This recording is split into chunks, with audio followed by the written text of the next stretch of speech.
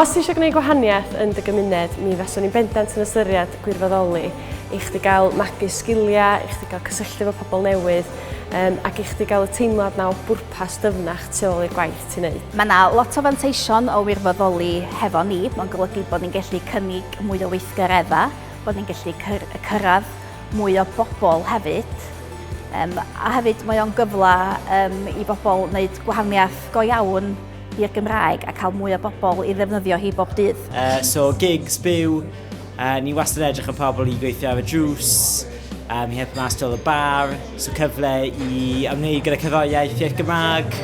Mae gwirfoddoli'r fenter yn gred achos mae'n gyfle yn amlwg i codi hyder dysgwyr eraill a chydweithio gyda pobl, a hefyd i greu ffrindiau wrth gwrdd â pobl gwahanol mewn digwyddiadau amrywiol a chreu cysylltiadau wedyn ar draws y sir.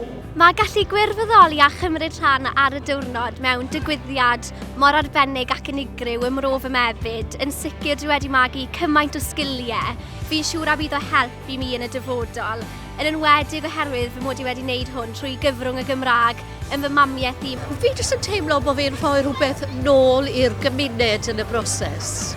Ac o'n i jyst yn meddwl bod gwirfoddoli yn fodd i integreiddio hefo'r gymuned unwaith eto. Mae'n teimlo fel wyt dim lot o gwirfoddoli yw e, ond chi'n cael hwyl yn y cyfarfodydd. Lot o laff yw e, chi jyst yn joio. Mae gwirfoddoli yn bwysig achos mae'n bwysig bod pobl yn rhoi amser i gynnal pethau yn eu cymunedau. Dwi'n helpu mas fel cadeirydd y clwb rygbi, a helpu nhw tu ôl y bar, helpu nhw i barcio ceir. Ond mae gwirfoddoli yn bwysig oherwydd mae gen dda i iechyd meddwl dwi'n teimlo, bod e'n gyfle i bobl dim mynd i'r gwaith i gael arian a gael pwysau i wneud pethau weithio, i wirfoddoli a cael boddhad a gwellhad math o'r peth, a mae hwnna'n dda o ran iechyd meddwl.